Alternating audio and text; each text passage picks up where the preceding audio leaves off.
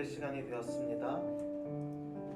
우리 마음을 좀 정돈하시고 함께 예배의 자리로 나아갔으면 좋겠습니다. 이번 주에 제가 찬양을 준비하면서 한 메시지를 봤는데요. 그 메시지의 내용이 이런 내용이었습니다. 문제보다 크신 하나님. 우리의 상황과 환경보다 우리의 문제보다 크신 하나님을 바라고 그분을 예배할 때 우리가 그 하나님을 경험하고 그 진심으로 예배의 자리에 나아갈 수 있음을 좀 보았는데요. 우리 이 시간 그런 하나님을 좀 기대하시면서 함께 기도로 예배 가운데 나아갔으면 좋겠습니다. 아버지 하나님 감사합니다. 상황과 환경이 아버지 주님보다 커 보이고 아버지 하나님 때론 주님이 보이지 않는 것 같은 상황 가운데서 있을지라도 이 시간 주님을 신뢰함으로 의지함으로 그 문제보다 크신 하나님을 바라며 예배의 자리에 나왔습니다. 아버지 하나님 이 시간 한 사람 한 사람 만나주시고 아버지 예배를 통하여서 아버지 그 문제 너머에 계신 하나님을 바라며 예배하는 시간이 되었으면 좋겠습니다. 아버지 그러한 하나님을 아버지 우리가 온전히 경험하는 예배의 시간이 되었으면 좋겠습니다. 아버지 하나님 주님 이 가운데 함께해 주시고 우리의 예배를 받아주시옵소서. 또한 이 자리에 아직 나오지 못한 주님의 자녀들 주님의 전으로 인도하시고 함께 모여 주님을 예배하고 함께 주님을 경배하는 시간이 되었으면 좋겠습니다.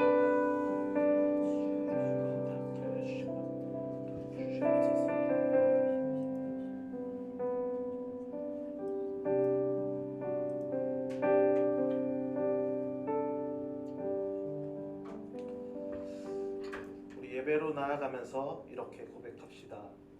사람아 주께서 선한 것이 무엇임을 내게 보이셨나니 여호와께서 내게 구하시는 것은 오직 정의를 행하며 인자를 사랑하며 겸손하게 내 하나님과 함께 행하는 것이 아니냐. 아멘. 우리 다 같이 자리에서 일어나셔서 인내 찬양 면류관 벗어서 함께 찬양하겠습니다.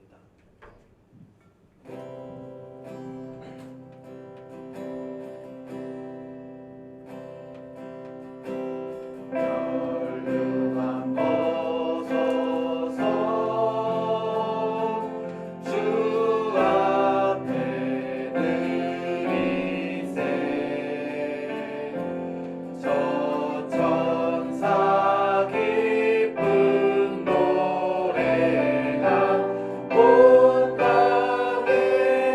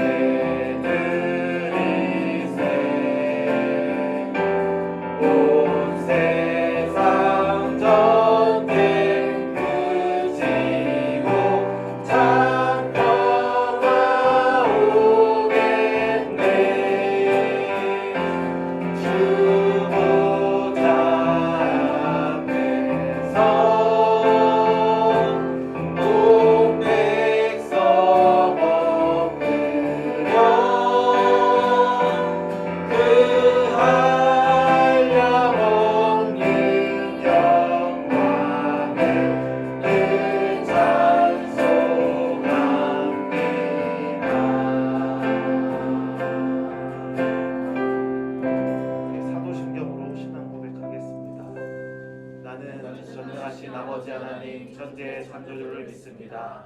나는 그의 유일하신 아들 우리 주 예수 그리스도를 믿습니다. 그는 성령으로 잉태되어 동정녀 마리아에게서 나시고 본디오 빌라도에게 고난을 받아 십자가에 못 박혀 죽으시고 장사된 지 사흘 만에 죽은 자 가운데서 다시 살아나셨으며 하늘에 오르시어 전능하신 아버지 하나님 우편에 앉아 계시다가 거기로부터 살아있는 자와 죽은 자를 심판하러 오십니다. 나는 성령을 믿으며 거룩한 공교회와 성도의 교제와 죄를 용서받는 것과 몸의 부활과 영생을 믿습니다. 아멘. 우리 자리에 앉겠습니다. 할렐루야. 계속되는 비바람을 뚫고 예배 자리에 나오신 여러분들을 주님의 이름으로 환영합니다. 오늘 아침에 교회 오니까 불이 다 나갔더라고요. 어떠신가요? 새로운 분위기에서 예배드리는 것이 그럼에도 우리가 하나님을 예배하고 하나님을 찬양하는 것이 참으로 기쁨이 되는 것 같습니다. 우리 옆 지체들과 이렇게 인사할까요? 함께 예배함이 기쁨이 됩니다. 함께 예배함이 기쁨이 됩니다. 제가 예배에 들어가면서 문제보다 크신 하나님에 대해서 이야기를 했는데요. 우리가 세상을 살아가다 보면 눈에 보이는 하나님보다 커 보이고 우리를 유혹하는 것들이 엄청 많은 것 같습니다. 하지만 이런 것들을 이겨내는 힘은 더욱 크고 두렵고 놀라우신 하나님을 경외하는 것, 그 문제보다 크신 하나님을 바라보는 것이라고 생각이 됩니다. 우리 이 찬양으로 함께 그 크신 하나님을 함께 찬양했으면 좋겠습니다.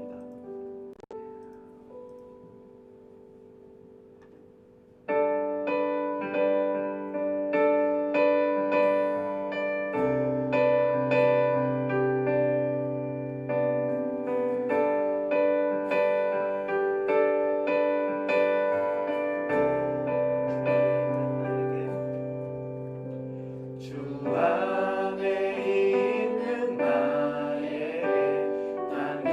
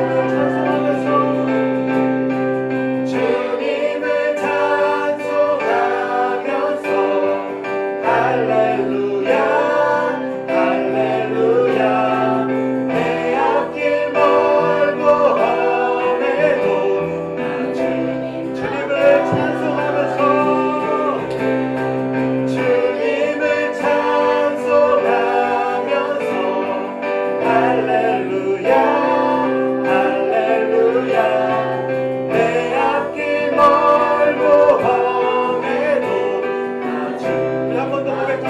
주님을 찬송하면서 주님을 찬송하면서 할렐루야 할렐루야 내 앞길 멀고 험해도 이 시간 함께 기도했으면 좋겠습니다.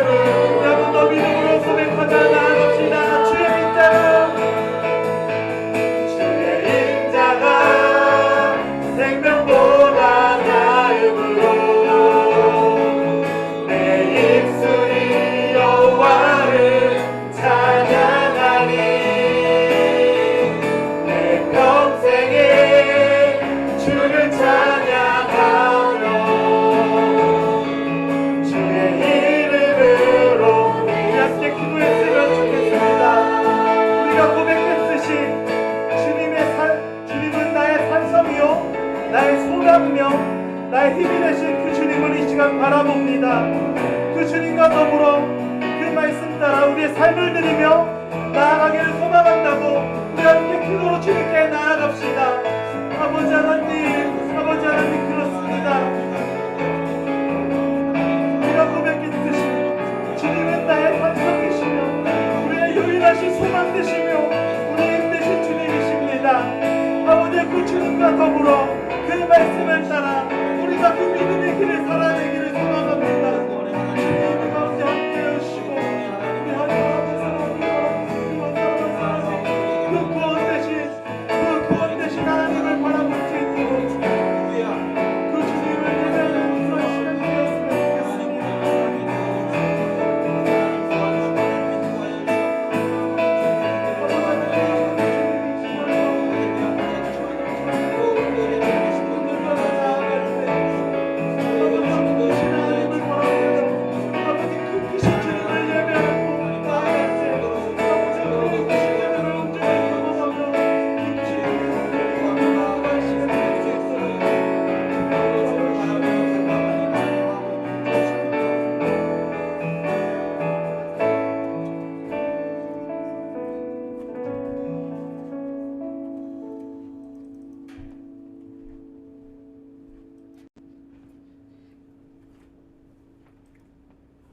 사랑의 하나님, 오늘도 이렇게 좋은 하루를 주시고 저희 각 사람이 이 자리에 나와 함께 예배할 수 있게 해주셔서 감사합니다.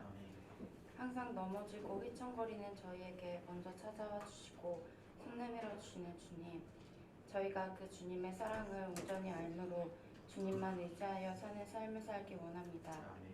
저마다 가정과 직장, 세상 가운데서 만나게 되는 어려움과 문제들이 너무 클지라도 저희가 집중하는 것이 눈앞의 문제가 아니라 그보다 크신 주님과 저희를 향한 주님의 선한 뜻이 될 수 있도록 도와주세요. 그래서 자신의 힘이 아닌 주님의 힘을 의지함으로 헤쳐나갈 수 있는 세빛 공동체 될 수 있게 해주세요. 이 시간 예배할 때 저희의 마음을 만져주시고 완악한 마음이 아닌 부드럽고 고른 마음 주셔서 잘 받아들여 삶 가운데서 적용하고 살아갈 수 있도록 도와주시고 말씀을 전하시는 목사님 가운데도 함께 하셔서 온전히 주님의 말씀과 은혜가 충만한 시간 될 수 있도록 도와주세요. 감사합니다. 예수님의 이름으로 기도드립니다. 아멘.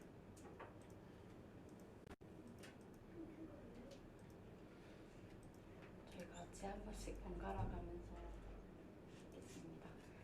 하나님의 종이요 예수 그리스도의 사도니 바울이 사도된 것은 하나님이 택하신 자들의 믿음과 경건함에 속한 진리의 지식과 영생의 소망을 위함이라. 이 영생은 거짓이 없으신 하나님이 영원전부터 약속하신 것인데 자기 때에 자기의 말씀을 전도로 나타내셨으니 이 전도는 우리 구주 하나님이 명하신 대로 내게 맡기신 것이라.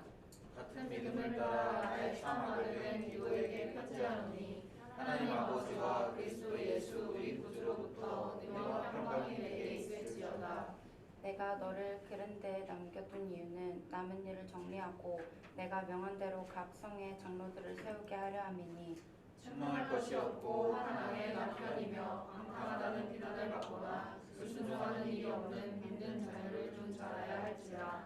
감독은 하나님의 청지기로서 책망할 것이 없고 제 고집대로 하지 아니하며 급히 분내지 아니하며 술을 즐기지 아니하며 구타하지 아니하며 더러운 이득을 탐하지 아니하며 오직 남들을 대접하며 선행을 좋아하며 신중하며 의로우며 거룩하며 절제하며 믿은 말씀의 가르침을 그대로 지켜야 하리니 이는 능히 바른 교훈으로 권면하고 거슬러 말하는 자들을 책망하게 하려 함이라.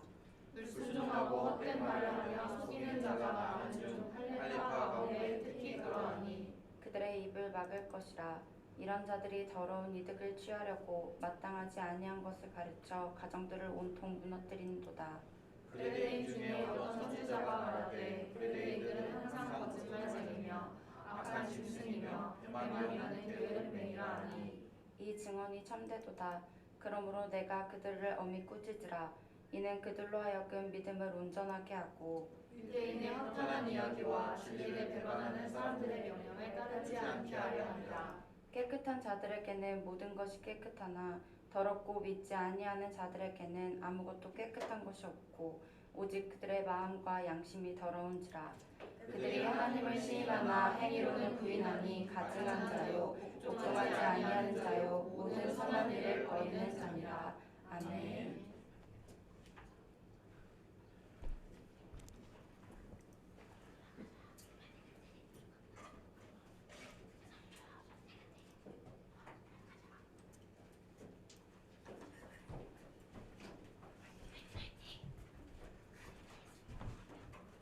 하늘 똑바로 서고 앞으로 나가. 그렇지. 한번 인사할게요. 네, 차렷 인사.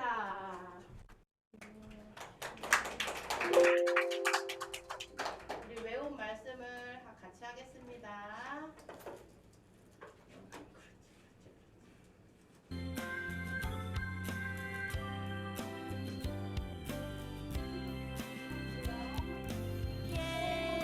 예수께서 나오사 큰 무리를 모시고 그 목자 없는 양 같음으로 인하여 불쌍히 여기사 이 여러 가지로 가르치시더라. 마가복음 6장 44절 말씀.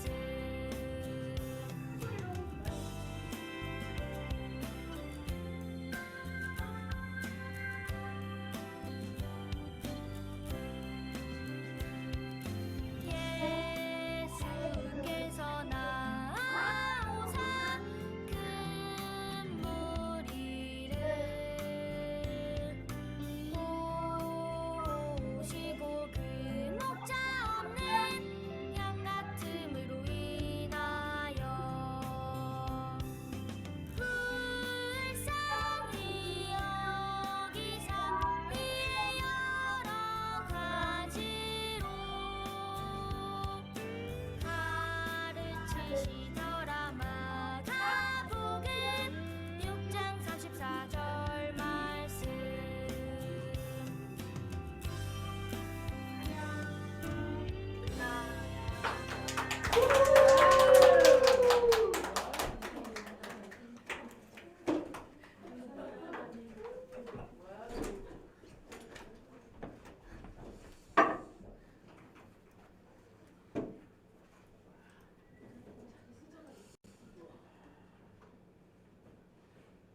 우리 아이들이 이렇게 하는 걸 보면서도 참 여러 가지 생각이 드네요. 그 우리 은성이가 또 그 사이에 많이 자랐고요. 또 하율이는 또 지가 컸다고 이제 창피하면서 이렇게 안 하려고 하고. 그게 뭐 어떻게 보면 되게 자연스러운 일인 것 같아요. 이제 아이들이 자라고 크는 것에 대한 참 그래도 이렇게 보기가 너무 좋습니다. 우리 옆에 있는 분들에게 한번 이렇게 인사해 주시겠어요? 지난 한 주 사명 따라 사셨나요? 이렇게 한번 물어보실래요? 예, 여러분 지난 한 주 사명 따라 잘 사셨습니까? 답이 없으시네요. 예, 오늘 우리는 이제 디도서의 말씀을 좀 살펴보려고 합니다. 제가 이렇게 디모데 전후서가 끝나고 나서 디도서를 하는 이유가 뭘까요? 혹시 아세요? 디모데 전후서 하고 디도서로 넘어가는 이유. 예?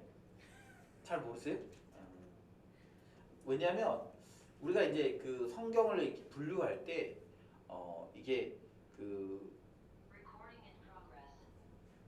네, 디모데 전후서를 우리가 이제 목회서신이라고 이야기합니다. 목회서신. 그러니까 사도 바울이 디모데에게 목회를 가르치는 것이 이제 디모데 전후서의 내용이거든요.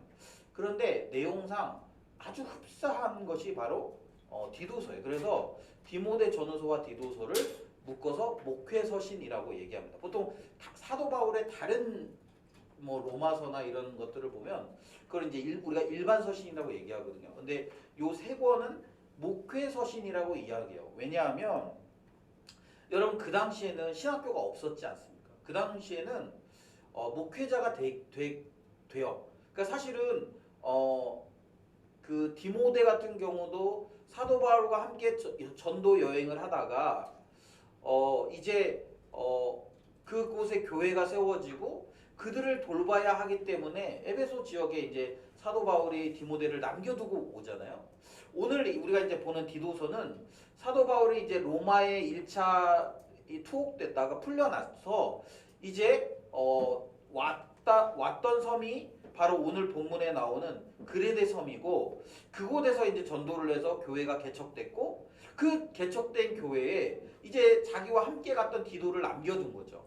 그리고 나서 이제 그 디도를 남겨두고 나서 사도 바울이 이제 그 디도에게 목회를 가르쳐야 되는데 자기는 지금 떨어져 있으니까 목회를 가르칠 수 없으니까 어떻게 목회하는 것이 바른 방향이겠다라는 것을 사도 바울이 편지로 써서 보낸 것이 바로 디도서입니다. 그래서 간혹가다 이제 그런 얘기를 제가 들어요. 뭐냐면 이렇게 지난번에 디모데 전후서를 하면서도 이게 사도 바울이 디모데에게 한 얘기인데 목회자에게 한 얘기인데 그게 나에게 무슨 관련이 있냐 뭐 이런 얘기를 제가 좀 몇 번 들었는데 여러분 그게 예를 들면 사도 바울이 디모데에게 너만 그렇게 살아라 이렇게 얘기한 게 아니라 네가 교회를 목양하면서 이렇게 목양해라 이렇게 얘기한 거잖아요. 그 말은 뭐냐면 성도들에게도 그렇게 가르치라고 얘기하는 거죠. 그래서 그런 부분들을 이제 우리가 이해하면서 좀 오늘 디도서를 좀 살펴보려고 합니다. 디도서는 이제 3장으로 구성되어 있고요. 여러분 우리가 이제 이 디도서가 쓰여진 배경, 디도가 목회하고 있는 배경을 우리가 이제 아까 얘기한 대로 그레데 섬이라고 얘기하고 있는데요. 여러분 이 그레데 섬은 제가 이렇게 지도를 놨어요. 보이시죠? 여기 그레데, 여기 보이시죠? 밑에 섬이에요. 섬인데 동서로 260km래요. 동에서 서로 260km고 남북이 한 60km 정도. 그래서 제가 뭐하고 비교하면 좋을까 찾아봤는데 제가 그래서 이제 제주도, 우리가 소위 아는 제주도, 여러분 제주도 다 가보셨죠? 예. 제주도가 여러분 생각보다 커요. 제가 그래서 자료를 찾아보니까 서울의 3배래요 제주도가. 근데 그 제주도가 동서로는 73km입니다. 그러니까 거의 3배 정도, 3배가 넘나? 네, 넘죠? 네. 그러니까 3배가 넘어요. 그리고 남북으로는 41km래요. 그러니까 뭐 한 1.5배 정도 되겠죠? 그런 섬인데 섬 중에는 꽤나 큰 섬인 거죠. 그래서 이 그레데에는 뭐 이렇게 여러분 보시면 아시지만 이 유럽 마게도니아, 아가야, 뭐 고린도, 아덴이라고 돼 있는 이 유럽과 여기 그 소아시아 에베소가 있는 그 이 소아시아를 잇는 그 무역 중심지 그리고 교통 중심지 그리고 군사적인 요충지였다 이렇게 얘기합니다. 그리고 여기서 이제 크레타 문명이 발생했대요. 뭐 그거는 여러분들이 나중에 뭐 크레타 문명을 좀 찾아보시면 좋겠고요. 그 다음에 뭐가 있냐면 헬라어 크레티조라는 말이 있어요. 크레티조. 근데 이 말이 뭐냐면 거짓말하다라는 뜻입니다. 크레티조가 거짓말하다라는 거예요. 그런데 이 말이 이 그레데에서 원래 이제 크레타라고 하잖아요. 그래서 여기서 어원이 발생했다라는 거예요. 예를 들면 여러분 최근에 그 인천에 어떤 그 항에 그 이슈가 있었는데 혹시 뭔지 아세요? 거기 그 항이 되게 유명한 항이래요. 그래서 그 수산물 시장이 있는데 거기에 사람들이 거기 가서 이제 수산물 시장을 가는데 제가 이렇게 최근에 찾아보니까 이슈들이 되게 많더라고. 예를 들면 거기서 이제 해산물을 샀잖아요. 그러면 저울에 재잖아. 그걸 잴 때 거기다 물도 한 바가지 넣는다는 거예요. 그래가지고 무게를 늘려서 그러다가 한번 걸려가지고 이제 불매 운동을 한 거죠. 그 시장에. 그래가지고 이제 사람들이 안 가서 거기 사람들이 이제 그 사죄한다고 기자회견을 했다는 거예요. 상인들이 이제 더 이상 우리는 물을 붓지 않겠습니다. 이래가지고 이제 사죄를 했는데 그 다음에 이제 또 일어난 게 뭐냐면 바꿔치기를 하는 거예요. 그래서 그 밖에 전시된 그것들은 이렇게 해산물들은 되게 신선한 건데 저 이거 주세요 이렇게 해가지고 하면 이제 그걸 가지고 안에 들어가서 이렇게 스티로폼에 이렇게 박스에 포장해 준대요. 그런데 집에 와서 보니까 분명히 내가 고른 꽃게는 앞다리가 다 그 집게발 있잖아요. 이게 다 분명히 제대로 있었는데 집에 와서 보니까 그게 없더라는 거지. 그래서 원래 신선한 꽃게였는데 냉동 꽃게로 막 바뀌어 있다더라. 그런 이슈들이. 그래서 이제 그거에 대해서도 이제 우리가 상인들이 하지 않겠습니다. 막 이렇게 사죄하는 기자회견을 또 했는데 그리고 나서도 최근에 이제 또 그랬다고 막 이렇게 글들이 올라왔다라는 거예요. 그러니까 그러면서 이제 사람들이 하는 말이 뭐냐면 야 거기는 바뀌지 않는다. 그렇게 그 이슈가 날 때마다 한 번씩 뭐 그 사죄 기자회견하고 뭐 엎드려서 뭐 절하고 하지만 결국에는 뭐 바뀌지 않는다 이런 것처럼 그 당시에 이제 이 그레데에 있는 사람들도 이 무역이 많이 일어나니까 거짓말하고 다른 사람들을 속이는 일이 너무 쉬웠던 거죠. 그래서 오늘 우리가 읽은 본문에 보면 이렇게 되어 있습니다. 뭐라고 되어 있냐면 12절에 보면 이렇게 되어 있어요. 그레데인 중에 어떤 선지자가 말하되 그레데인들은 항상 거짓말장이며 악한 짐승이며 배만 위하는 게으름뱅이라 하니 이 증언이 참되도다 이렇게 얘기해요. 그러니까 그레데 사람들에 대해서 그레데인 출신의 어떤 선지자가 얘기를 했는데 그레데인들은 항상 거짓말쟁이고 악한 짐승이고 배만 위하는 게으름뱅이다 이렇게 얘기했다라는 거예요. 그러면서 이제 사도 바울이 보니까 진짜 그렇더라 이렇게 얘기합니다. 진짜 그렇더라 이렇게 얘기해요. 그러니까 디도가 이제 목회해야 되는 현장은 그런 곳이라는 거예요. 그런 곳.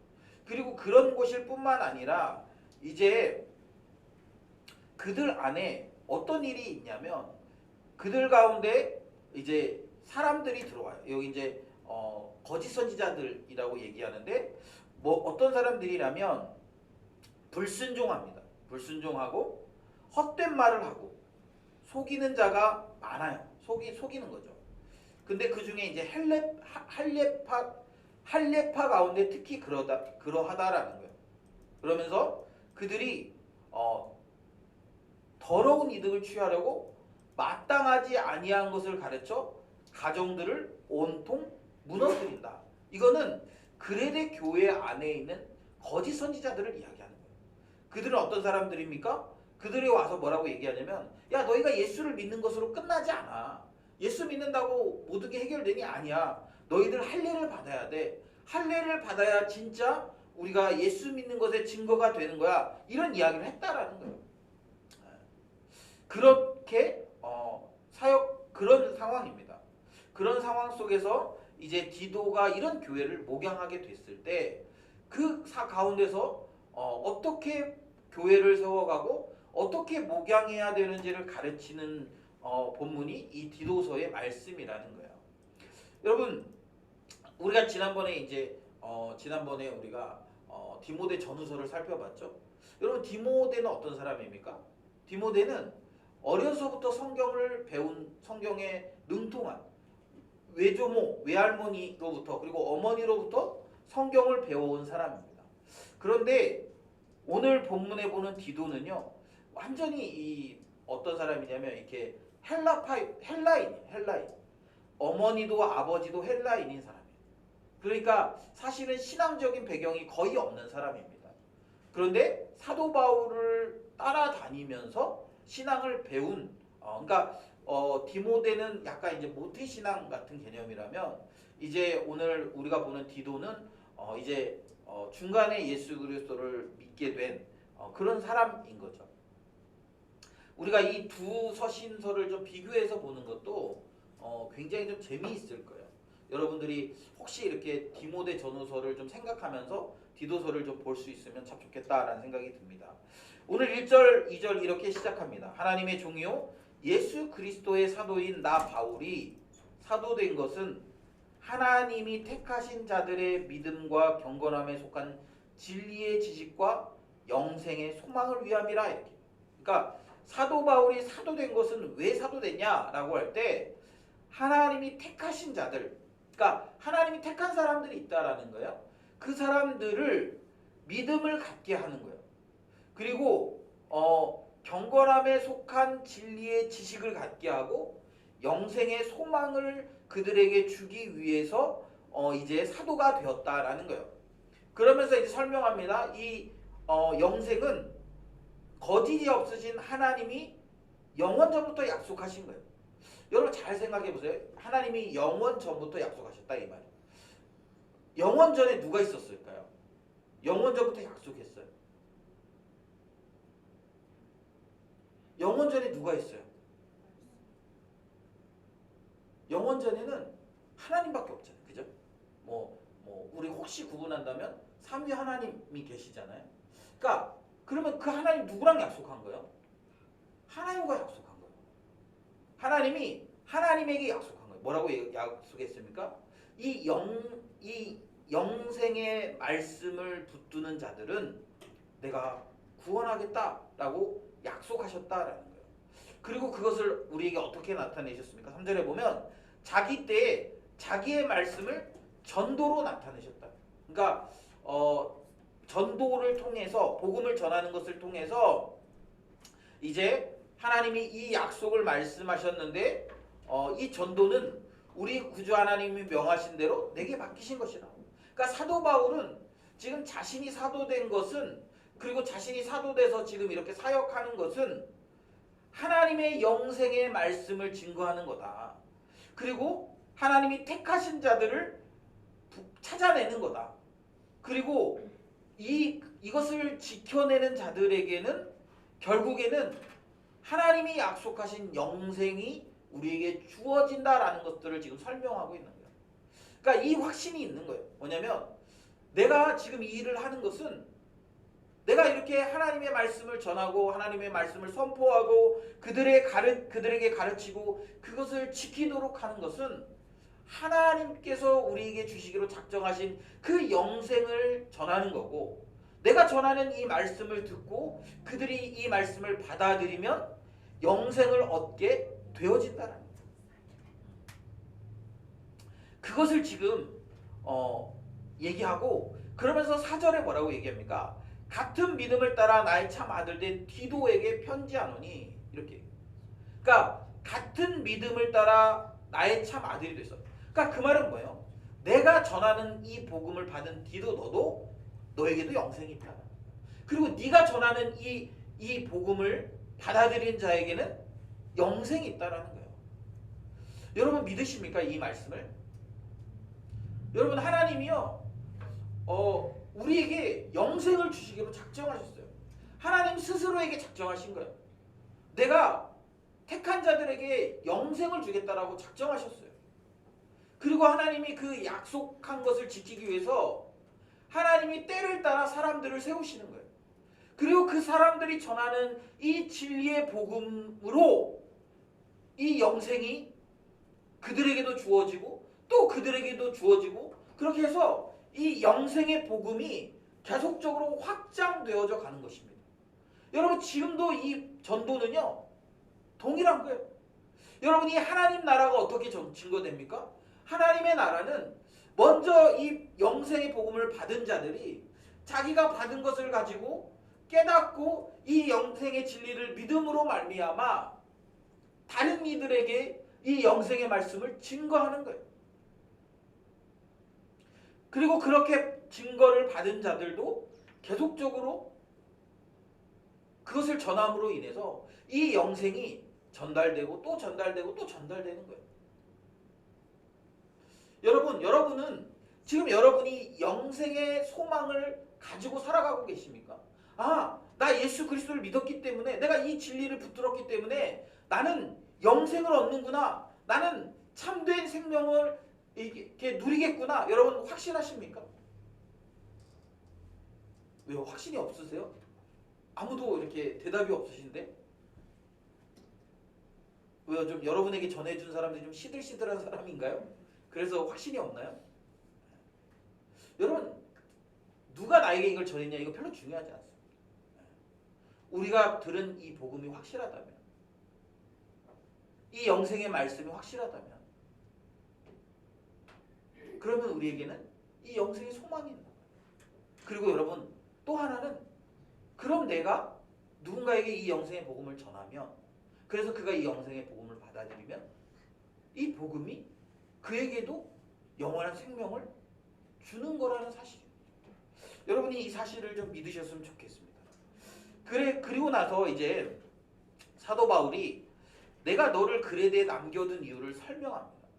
남은 일을 정리하고, 이건 뭐 우리가 알 수가 없어요. 뭘 남겨둔, 사도 바울이 뭘 남겨두었는지 정확히 알 수 없습니다. 그런데 우리가 추측하건대 사도 바울이 1차 투옥, 로마에 투옥됐다가 이제 풀려나서 그레데에서 열심히 복음을 전했는데, 그런데 이제 그레데에서 열심히 복음을 전하다가 다시 투옥된 것 같아요. 아니면 뭐 투옥되기 전에 뭐 어디 급히 가봐야 될 일이 있어서 갔던 것 같습니다. 그리고 나서 그냥 가기가 어려우니까 이제 디도를 그 성에 남겨두었다라는 거예요. 그래서 남은 일을 정리하라는 거예요. 그리고 또 하나, 내가 명한 대로 각 성에 장로들을 세우게 하려 함이다. 그러니까 사실은 사도 바울이 디도를 그레데에 남겨둔 이유는 정리하는 것뿐만 아니라 장로를 세우라는 거예요. 그러면서 장로회를 세우는데 어떤 사람을 세우는가 6절부터 쭉 설명하는데 6절에 보면 책망할 것이 없고 한 아내의 남편이며 방탕하다는 비난을 받거나 불순종하는 일이 없는 믿는 자녀를 둔 자라야 할지라. 그러면서 감독은 하나님의 청지기로서 책망할 것이 없고 제 고집대로 하지 아니하며 급히 분내지 아니하며 술을 즐기지 아니하며 구타하지 아니하며 더러운 이득을 탐하지 아니하며 오직 나그네를 대접하며 선행을 좋아하며 신중하며 의로우며 거룩하며 절제하며 미쁜 말씀의 가르침을 그대로 지켜야 하리니 이는 등이 바른 교훈으로 권면하고 거슬러 말하는 자들을 책망하게 하려 함이라. 그러니까 제가 이렇게 빨리 이렇게 좀 읽어서 설명했는데요. 여러분 이 어때요? 지금 이렇게 장로를 세워라 얘기하고 있고 장로는 이런 사람을 세워라 이렇게 얘기하고 있잖아요. 여러분 생각에 여러분이 생각했을 때 요 정도 기준이면 괜찮겠습니까? 어떠세요? 혹시 이거 보면서 너무 빡세 이런 생각 들지 않으세요? 저는 그런 생각이 좀 드는 것 같거든요. 이런 사람을 세워야 된다. 여러분 이 말을 우리가 조금 잘 생각해 봐야 되는데 지금 뭘 얘기하냐면 지금 목회자인 디도에게 장로를 세우라는 거예요. 제가 20대 때요. 20대 초반에 제가 이래봬도 여러분 21살부터 전도사 사역을 했거든요. 제가 그 21살 때쯤 교회에서 사역을 할 때 그 교회에 그 목사님이 이제 장로를 세우겠다는 거예요. 뭐 저야 이제 뭐 그 주일학교 사역했으니까 뭐 거기에 깊이 개입될 일은 아니었는데 그 교회가 아주 큰 교회는 아니었기 때문에 뭐 그 얘기를 다 알 수 있죠. 그런데 목사님이 이제 장로를 세우겠다는데 두 분을 세우겠다는 거예요. 그러면서 이렇게 제가 나중에 알았어요. 왜 두 분을 그렇게 세워야 되는지. 그 교회가 서울에 있는 어떤 교회에서 이제 분리 개척한 교회거든요. 그래서 그 개척을 하면서 그 교회 그 아파트의 상가를 한 층을 분양을 받아가지고 그 교회에게 줬어요. 근데 이제 문제가 뭐냐면 그 교회가 재산권을 행사하려면 교회가 그 당회를 구성해요. 당회. 근데 그 당회를 구성하려면 뭐가 필요하면 장로 2명이 필요한 거예요. 그래서 이제 이 목사님이 거기가 신도시거든요. 용인 신도시.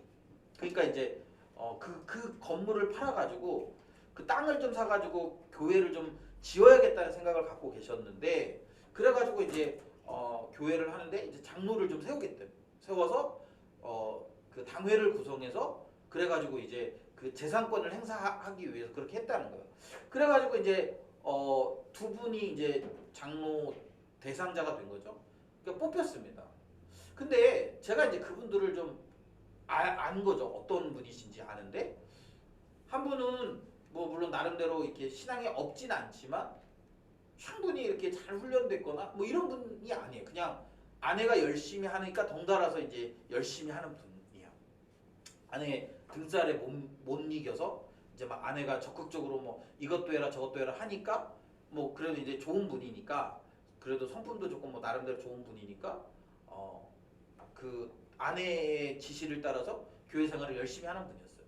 한 분은 막 성격도 좋고 부동산 사업에서 뭐 돈도 좀 있고 막 그런 분이거든요. 근데 제가 알기로는 막 술 담배도 즐기고 뭐 그리고 막 그 거짓말도 잘하고 이런 분이었어요. 그런데 이제 그 당시 교회를 이끌어가기 위해서 그런 과정들이 필요하다고 하니까 결국 장로를 세웠습니다. 전 속으로 저분 세워지면 안 될 텐데 라는 생각을 했는데 세워졌어요. 그러고 나서 결론이 어떻게 됐을까요? 물론 교회도 짓고 잘했는데 나중에는 그 장로님으로 세워진 그 한 분은 교회를 떠났어요. 자꾸 이렇게 뭔가 요구하고 목사님이 이제 장로니까 아무래도 장로인데 그냥 뭐 대충 신앙생활 하라고 할 수 없잖아요. 교회 중직자인데. 그러니까 자꾸 뭔가를 요구하고 뭘 하니까 결국에는 어떻게 됐냐면 그분이 그걸 견디지 못해서 교회를 떠나갔습니다. 떠나고 뭐 이제 그렇게 됐어요.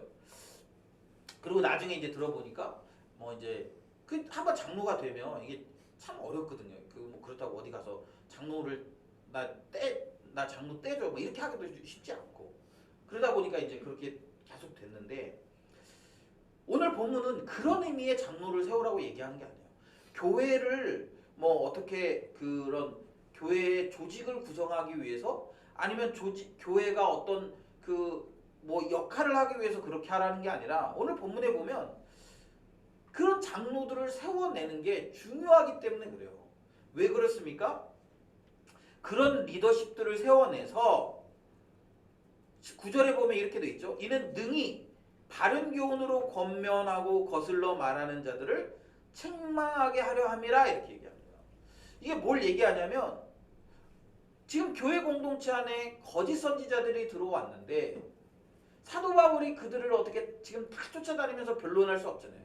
그리고 심지어는 사도 바울은 이제 죽음을 곧 맞이할 거잖아요. 그렇기 때문에 지금 사도 바울은 어떤 사람을 생각하냐면 교회를 지켜내는 사람, 교회를 지켜낼 사람들을 뽑아내야 되는 거예요. 그리고 그런 사람들을 키워내야 되는 거예요. 그래서 이 교회 공동체 안에 거짓 메시지들이 아까 얘기한 대로 사람들이 불순종하고 그리고 헛된 말을 하고 속이고 그리고 더러운 이득을 취하려고 마땅하지 아니한 것들을 가르쳐서 가정들을 무너뜨리는 그런 상황 속에서 교회를 지켜내기 위한 그러한 아주 중요한 일꾼을 세우라는 거예요. 중요한 일꾼이죠. 그리고 그런 일꾼이 되기 위해서는 그런 조건이 필요하다라는 거예요. 여러분 이 말을 그러면 이제 우리는 어떻게 받아야 됩니까? 지금 사도 바울이 디도에게 이런 장로를 세워라 이렇게 얘기하고 있잖아요.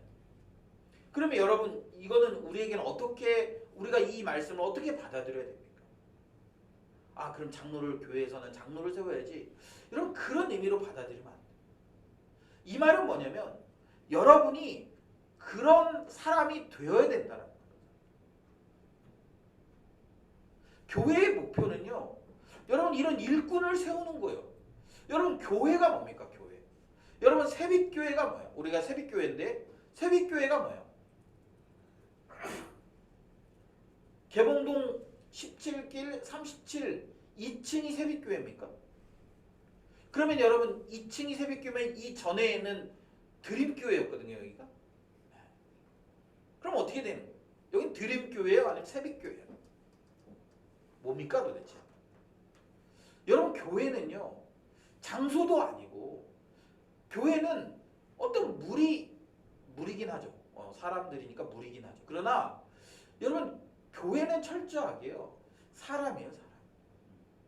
우리가 교회잖아요. 우리가 요즘에는 이제 못하고 있는데 우리 사명선언서에 보면 우리가 교회예요. 우리가 교회. 여러분이 교회. 제가 교회. 그래서 여러분 교회의 최종적인 목표는 뭐냐면 교회의 최종적인 목표는 뭐 우리가 어떤 사업을 잘해야 됩니다. 어떤 사역을 잘 감당해야 됩니다. 여러분 그게 교회의 최종적인 목표가 아닙니다. 교회의 최종적인 목표는요. 사람을 키우는 거예요. 사람. 어떤 사람을 키우는 겁니까? 오늘 본문에서 얘기하는 이런 장로를 키워내는 거예요. 그러니까 여기서는 장로라고 얘기했지만 하나님 나라의 일꾼들을 키워내는 것이 바로 교회의 역할이에요. 그리고 그 일을 위해서 교회는 사람을 키우는 일에 열심을 내야 돼요.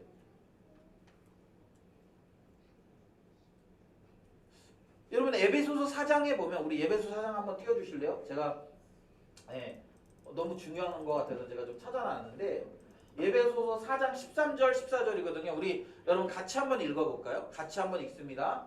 시작.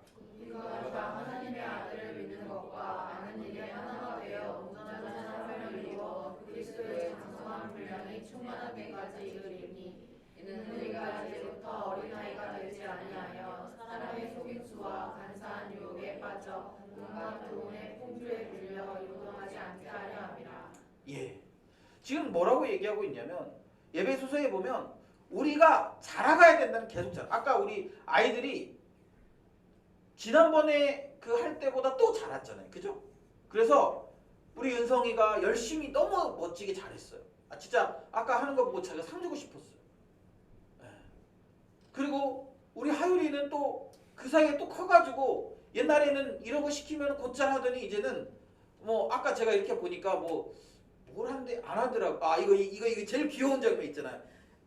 잃어버린 양 할 때 요거 하는데 안 하더라고. 그냥 대충 이러고 있더라고. 왜 그래? 나 컸다 이거야. 여러분 성경은 뭐라고 얘기하냐면 우리가 자라가야 되는 거예요. 어디까지 자라가라는 거예요? 13절에 보면 그리스도의 장성한 분량에 이르기까지 자라가라는 거예요. 이 말은 뭐냐면 예수님처럼 되라는 거거든.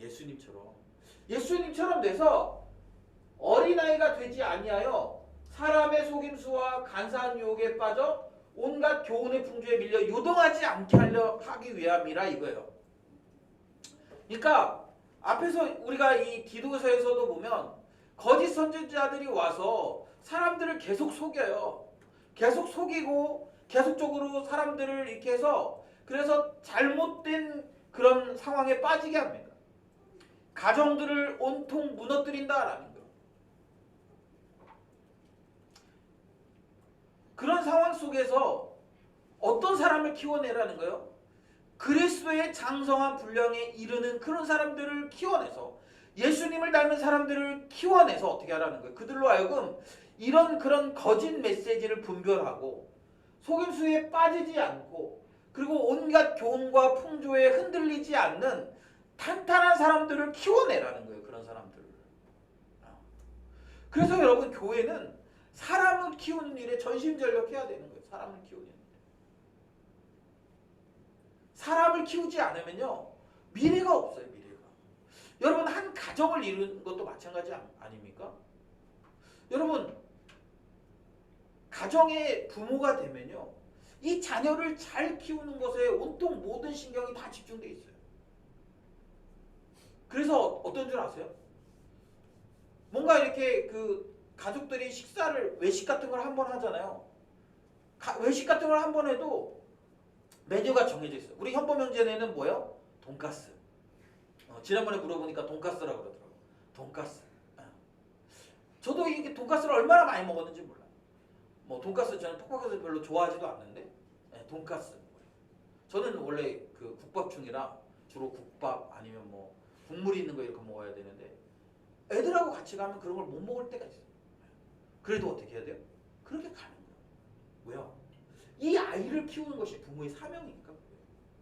이 아이를 건강한 사람으로 키워내는 게 부모의 사명이니까 그 아이의 필요에 집중하는 거예요.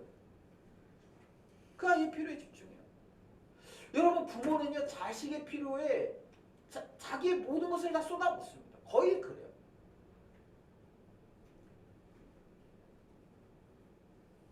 거의 그래요. 여러분 이 말은 뭐냐면 교회의 본질은 뭐냐면 영적인 어린아이들이 영적인 부모가 될 수 있도록 계속적으로 그 자녀들을 키워내는 것에 있는 거예요. 키워내는.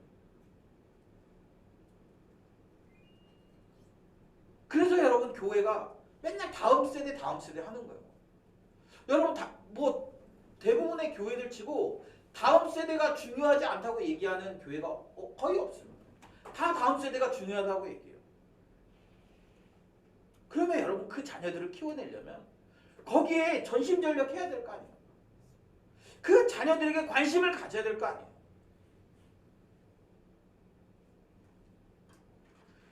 여러분 이것이 교회의 본질이에요.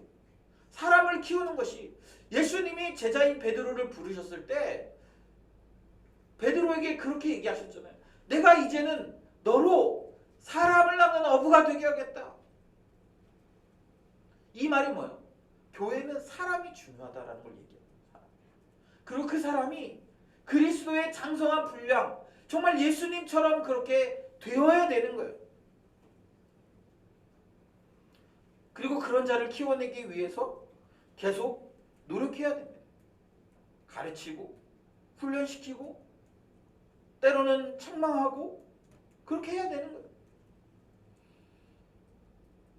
여러분, 저는 여러분에게 묻고 싶어요. 여러분 지금 계속 잘하고 있습니까? 여러분 계속 성장하고 있습니까? 우리 아까 주일학교, 이게 참 좋은 예인데, 주일학교 아이들이 잘 나가잖아요. 제가 이게 저는 아직도 제가 뭐 한 20, 30대쯤 된 것 같은데 어느 날 저희 아이들이 커가는 걸 보면서 아, 내가 나이를 먹는구나 라는 걸 깨달아요. 애들이 그만큼 컸거든요. 이제 우리 하민이가 저하고 거의 키가 비슷해요. 아, 이제 컸구나. 얘가 이제 중학교 갔어요. 제가 뭘 얘기하면 이해하고 알아들어요. 아, 얘가 많이 컸네. 그런 걸 느껴요. 많이 컸구나. 그렇다고 해서 그럼 이 정도 컸으니까 제가 야, 이제 그만 커도 돼, 그렇게 얘기하겠습니까? 아니겠죠? 야, 이제 너 이 정도 컸으니까 됐어, 괜찮아, 이제 더 안 커도 돼, 그렇게 얘기하는 부모가 있겠습니까? 아니요. 부모라면 그래, 이제 네가 더 커야지, 더 성장해야지, 더 성숙해야지. 여러분, 우리가 교회를 다니면서 여러분 그런 제안을 혹시 두십니까? 아, 난 이제 이 정도 컸으니까 그만 커야지, 나 이제 됐어, 그만 커도 돼. 여러분, 한국 교회의 어려움 중에 하나가 그거예요. 사람이 계속 성장하지 않는다라는 거예요. 장로가 되면 아, 이제 난 다 컸지라고 생각하는 거예요. 목사가 되면 다 컸지라고 생각하는 거예요. 근데 뭐라고 얘기하고 있습니까? 성경은 우리가 자라가야 될 그 기준을 그냥 야, 옆에 있는 누구만큼 자라라, 누구 교회 저기처럼 자라라, 그렇게 얘기하고 있지 않아요. 뭐라고 얘기합니까? 예수님 닮을 때까지 자라가라, 이렇게 얘기해요. 여러분은 지금 예수님을 100이라고 한다면 여러분은 몇 점 정도 여러분에게 줄 수 있을까요? 혹시 예수님처럼 거의 돼서 아, 이제 나는 안 자라가도 된다, 혹시 그런 사람이 있으면 너무 감사하죠. 그러나 여러분, 저는 그런 사람을 아직 찾아보지 못했어요. 야, 이 사람 이제는 뭐 정말 예수님 같다, 더 안 자라도 되겠다, 그런 사람이 어디 있어요?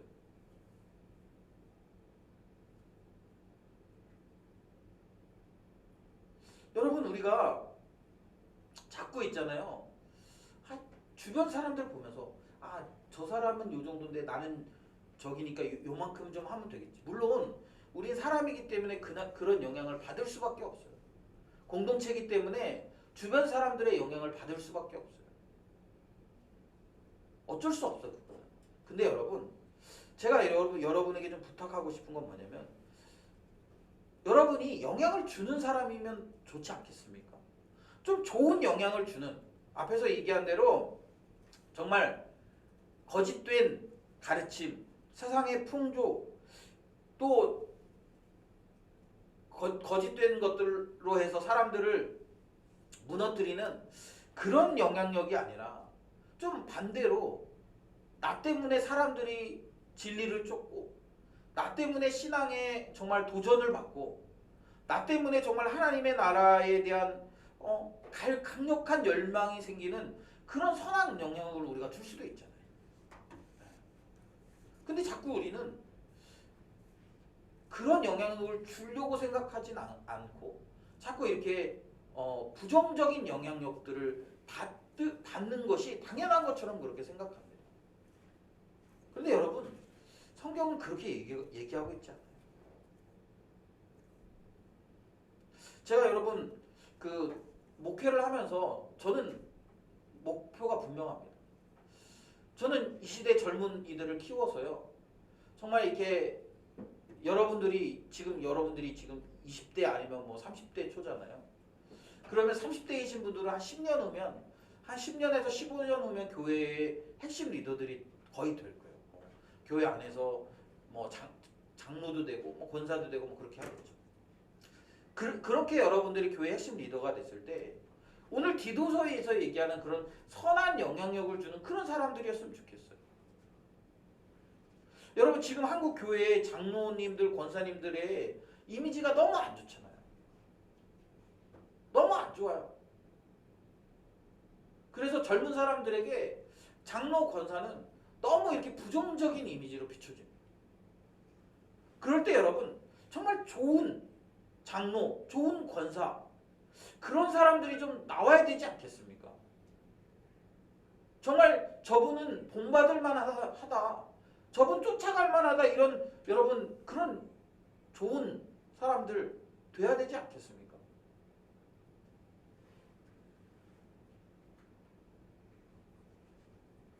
그런 사람들을 우리가 키워내야 되는 거죠.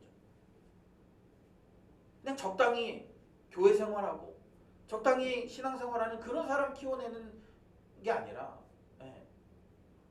날마다 자라가는 사람, 날마다 성장하는 사람, 그래서 그 사람의 삶을 통해 그리스도의 형상이 느껴지는 사람. 내가 이 사람을 만났는데 이 사람과 한 시간 정도 대화했는데 예수님과 대화한 것 같은 그런 느낌들이 있죠. 여러분 그런 사람들이 돼야 되지 않겠습니까? 우리가 여러분 직장 다니면 그런 포부들 있잖아. 내가 직장 가면 제가 지난번에 어떤 형제랑 얘기했더니 그런 얘기하는 거예요.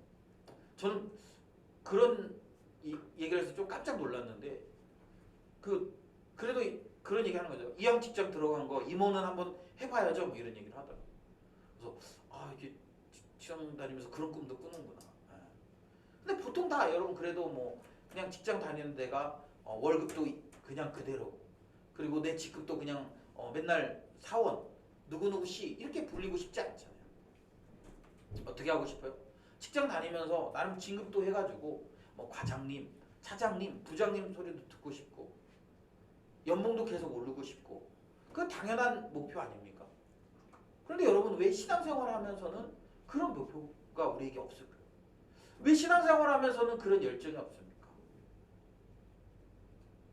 우리가 그렇게 고백하잖아요. 주님이 우리의 가장 중요한 가치라고. 주님을 섬기는 것이 우리의 가장 중요한 가치라고 우리가 그렇게 얘기하고 살지 않습니까? 최근에 제가 제 유튜브에 너무 많이 들리는 그 찬양 중에 그런 게 있어요. 나는 주를 섬기는 것에 뭐 후회가 없습니다. 이런 찬양이 있더라고요. 제가 그 가사를 이렇게 유심히 들어보다가 피식했어요. 이거 너무 당연한 얘기 아니야? 뭐 너무 당연한 얘기인데 이걸 되게 대단한 결단인 것처럼 찬양하는 그런 모습들이 물론 그 사람들 나름대로 뭐 의미가 있겠지만 이게 되게 웃겼어요. 그래서 그냥 혼자 웃었어요. 여러분 멈추면 끝나는 거예요. 예를 들면 우리 집 막내가 하준이가 지금 저 정도인데 10년이 지났는데도 저 정도다. 예를 들면 여러분 그러면 우리가 그 아이를 보면서 야 너 아직도 귀엽네 아직도 어리네 여러분 그러면서 좋아하겠습니까? 부모가 그걸 보면서 야 정말 저 애가 아직도 저렇게 귀엽뽀짝하네 뭐 너무 좋다 이렇게 얘기하겠습니까? 병원 데리고 가야 되는 거 아니에요? 지금 제가 10살인가 그런데 10년 지나면 20살인데 저러고 있어. 막 이렇게 양 이렇게 하고 있고 막 그래. 그러면 여러분 병원 데리고 가야죠. 여러분 신앙적으로도 마찬가지예요. 내가 믿은 지 10년이 됐어요. 믿은 지 20년이 됐어요. 근데 여전히 어린아이처럼 살아 나는 계속. 그러면 여러분 병원 가야 돼. 병원. 정상적인 게 아니에요. 영적인 병에 걸린 거예요. 영적인 병. 그런데 거기다가 잘하고 싶은 마음도 없어. 그냥 이게 정상 아니야? 이렇게 생각해. 그러면 여러분 더 심각한 병에 걸린 거예요. 더 심각한 병. 사단이요 그 마음을 완전히 붙잡고 있는 거예요. 그래서 뜨뜻미지근한 상태로 그냥 그렇게 사는 것을 결단하게 내버려 둔 거죠. 이거 아주 심각한 병입니다. 성경은요 우리에게 좋은 일꾼이 되라고 얘기하고 있어요. 성경은 우리에게 끝까지 주님 나라 갈 때까지 성장하고 또 성장하고 또 성장하라고 이야기하고 있어요. 여러분 자꾸 세속적인 가치에 우리가 이렇게 현혹되면 안 돼요. 세상에서는 그런 거 하잖아요. 30대 때 열심히 하고 40대 때 열심히 하고 50대 되면 뒤짐지고 60대 되면 은퇴하고 이런 얘기 하잖아요. 신앙에 여러분 은퇴가 어디 있습니까? 네. 물론 교회 안에 직분은 은퇴할 수 있어요. 그러나 여러분 주님을 향한 우리의 열심과 열정 그리고 주님을 닮아가려는 우리의 그런 주님을 닮아가야 되는 우리의 그 사명에는 은퇴가 없어요. 그리스도의 장성한 분량에 이르기까지는 우리가 열심히 자신을 갈고 닦아야 되는 거예요. 열심히. 그렇지 않으면 정치하는 거예요. 정치하는. 그리고 그렇지 않으면 정치에서 끝나는 게 아니라 괴사하는 거예요. 괴사. 후퇴하는 거예요. 여러분 신앙은요 멈추면 그때부터 후퇴하는 거거든요. 저는 우리가 여러분 좋은 일꾼이 되기를 결단하셔야 된다고 생각해요. 내가 정말 좋은 일꾼이 되어야 되겠다. 오늘 본문에서 얘기하는 그런 장로는 감독은 이렇게 얘기하는 그런 사람이 되기 위해서 몸부림쳐야 된다고 생각해요. 아까도 제가 이렇게 오늘 와가지고 은성이 우리 주일학교 오늘 달란트 잔치 했거든요. 달란트 잔치 해가지고 이렇게 물총을 받았어요 애들이. 근데 은성이 너무 귀엽게 있어가지고 물총 들고 있어서 제가 점수를 좀 따려고 물을 넣어줬다가 아까 제가 이렇게 여러 사람한테 혼났어요.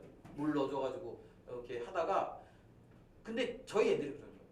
애들이 와가지고 아빠 은성이는 넣어줬는데 왜 우리는 안 돼요? 이렇게. 그래서 제가 미안하다 내가 잘못했다 했어요. 잘못했다. 내가 물 뺄게. 그래가지고 물 거의 다 빼고 은성이한테 줬어요. 여러분 제가 이렇게 보면서 느끼는 게 뭐냐면 아이들이 저를 보는 거야. 보면서 아빠가 잘 사나? 아빠가 제대로 하고 있나? 계속 피드백하는 거죠. 그러면서 느끼는 거야. 아 내가 더 잘해야 되는구나. 내가 한 말에 대해서 지켜야 되는구나. 내가 조금 더 책임을 지고 살아야 되는구나. 여러분 우리가 좀 그런 사람이 좀 불편해. 그게 불편할 때도 있어. 그런 생각 드시죠. 아니 내가 목사인데 내가 그래도 교회 장인데 나한테 물렀다고 뭐라 그래? 그러면서 내가 속으로 그럴 수 있잖아요. 근데 그게 아니라 내가 잘못 선택하면 내가 한 행동 때문에 다른 사람들도 다 그렇게 해도 되나? 생각하잖아요. 내가 은성이 물을 넣어줬으니까 우리 애들도 막 얼른 가가지고 그 틈을 타서 막 물 넣으려고 하는 거지. 야 물 넣지 마 그랬더니 왜 나는 안 돼요? 뭐라 그래? 잘못했어. 물 뺄게. 이렇게 되는 거죠. 여러분 우리가 잘 살아야 돼요. 신앙은요 여러분 말로 되는 게 아니잖아요. 물론 말로 되는 것처럼 보일 때가 있어요. 말을 막 그럴싸하게 하고 근데 여러분 물론 그들의 삶이 드러나지 않으면 다행히 그냥 속이고 넘어갈 수 있지만 그 삶이 드러났을 때 말씀과 일치하지 않으면 그것은 여러 사람에게 상처를 주고 여러 사람을 실족시키는 일이거든. 그래서 그렇게 하지 않기 위해서 끊임없이 몸부림치면 하는 거예요. 저는 여러분 우리 새벽 공동체가 계속 자라가기를 멈추지 않았으면 좋겠습니다. 좀 잘하세요 여러분. 네. 여러분 좀 잘해서 잘하세요. 네. 신앙생활을 잘 해가지고 잘하는 거예요. 그래서 1년쯤 지났을 때 우리의 좀 물론 이제 1년이라고 표현하기가 우리의 인생이 길고 그러니까 1년간 어떤 극적인 변화를 보이거나 그럴 수는 없을지 몰라요. 그러나 여러분 좀 시간이 지나면서 내가 잘하고 있다, 내가 성숙하고 있다, 성경에서 얘기하는 그런 정도의 사람이 되고 있다, 그걸 따라가기 위해서 부단히 노력하고 있다, 좀 그런 것들이 좀 깨달아지면 좋겠어요. 그리고 서로를 보면서도 이 사람이 지금 주님을 닮아가기 위해서 굉장히 노력하고 있구나, 또 주님을 닮아가기 위해서 힘들게 싸움하고 있구나. 그러면서 우리가 서로 격려해주고 위로해주고, 여러분 이게 공동체 아니겠습니까? 이게 공동체. 근데 그렇게 하지 않는데, 그런 게 없는데 무슨 위로가 되겠어요? 무슨 격려가 됩니까?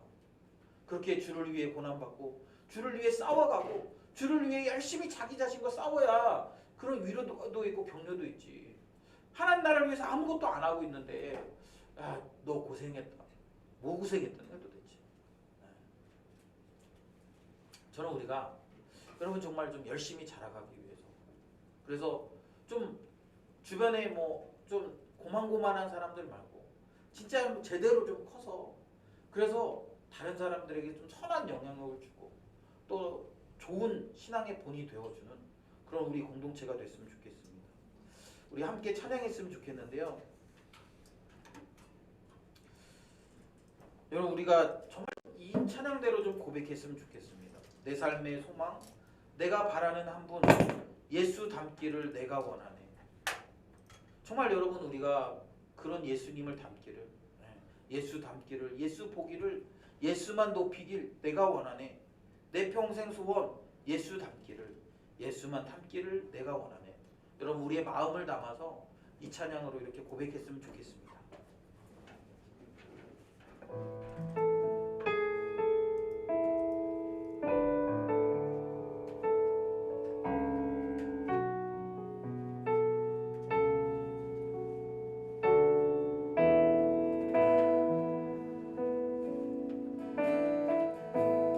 내 삶의 소망, 내가 바라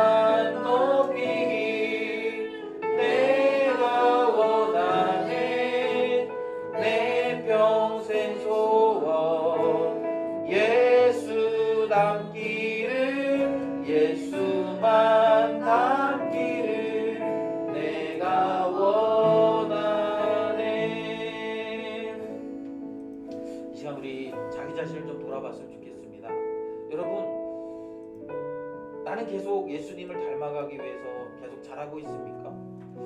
성경에서 얘기하는 그런 일꾼이 되라고 얘기하고 있는데 그 기준에 나는 몇 퍼센트 정도 부합하고 있을까요? 혹시 정체하고 있진 않습니까? 아니면 혹시 예전보다 많이 뒤로 후퇴하고 있진 않습니까? 여러분, 이 시간 우리 기도했으면 좋겠습니다. 하나님, 제가 주님을 닮았으면 좋겠습니다. 제가 정말 우리의 신앙의 모델이신 예수 그리스도를 닮아갔으면 좋겠습니다.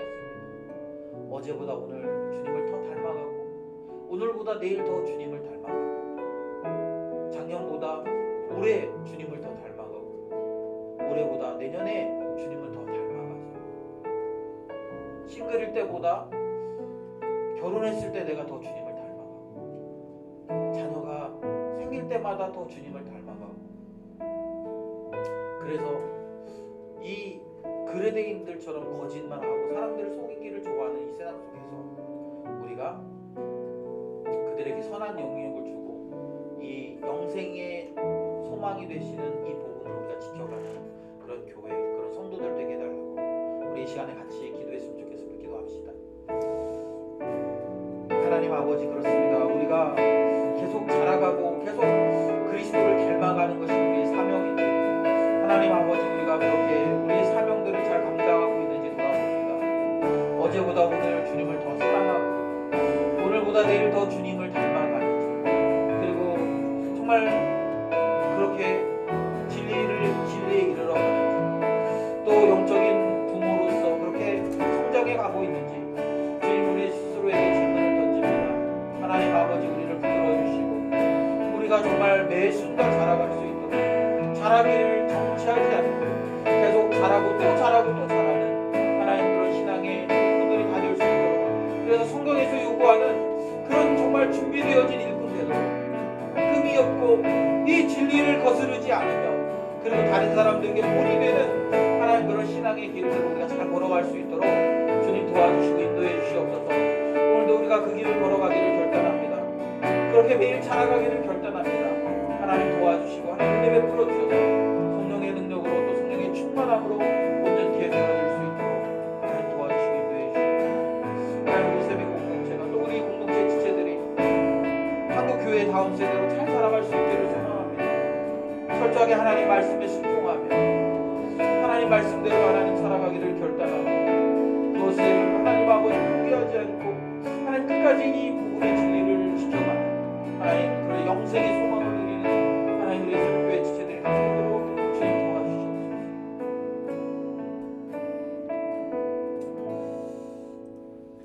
하나님 아버지, 사도 바울은 디도에게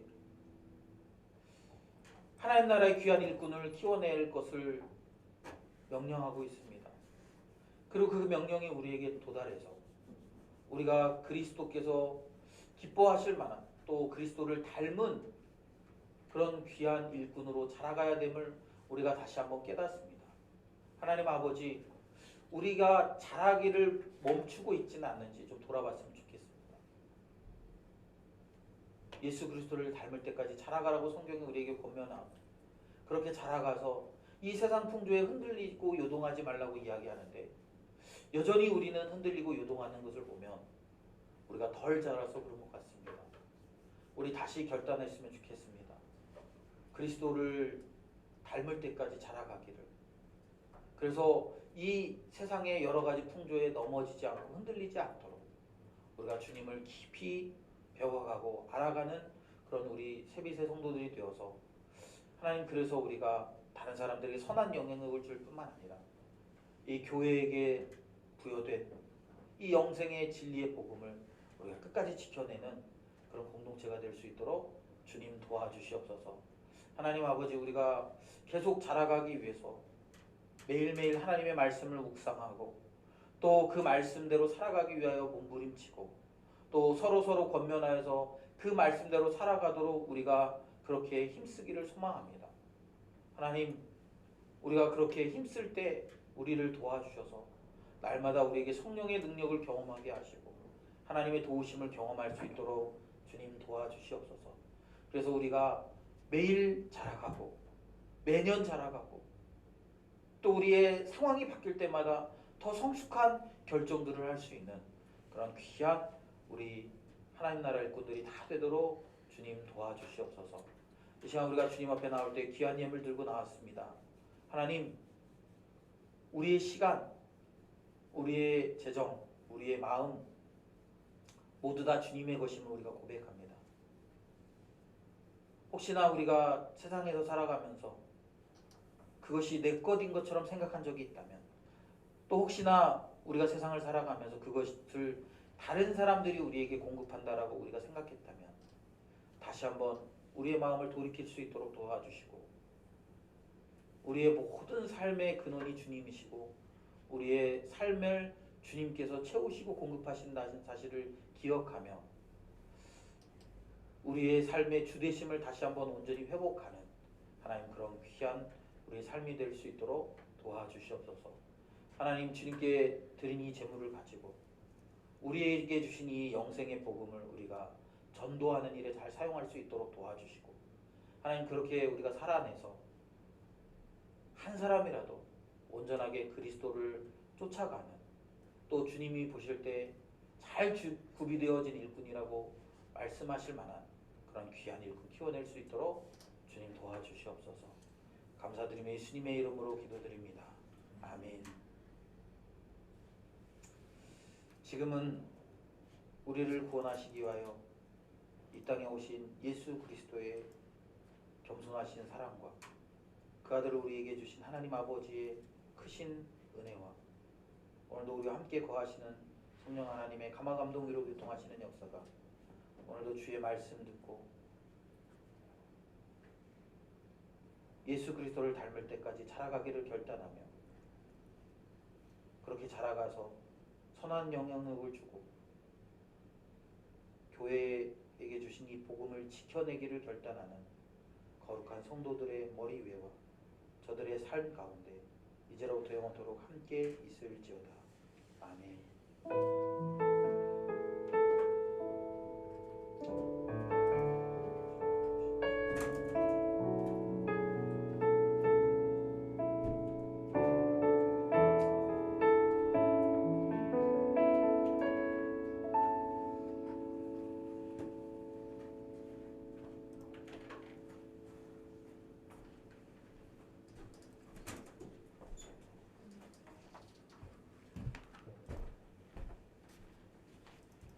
교회 소식 전하겠습니다. 저희 7월 사역 주제 거룩함을 회복 한 번 더 인식해 주시고요. 그리고 저희 이번 주죠. 이제 돌아오는 금요일부터 주일까지 수련회가 있는데요. 저희 이제 포스터도 나왔고 일시 장소 앞으로 넘겨주세요. 일시 장소, 회비, 계좌까지 전부 적어놨어요. 그리고 저희 이번 수련회 말씀은 출애굽기 3장 5절 말씀입니다. 그리고 저희 이제 이번 주부터 회비를 걷기 시작하는데요. 마음에 확신이 서신 분들 회비 먼저 내서 저희 이제 준비하는데 차질 없도록 부탁드리겠습니다. 식사 맛있게 하세요.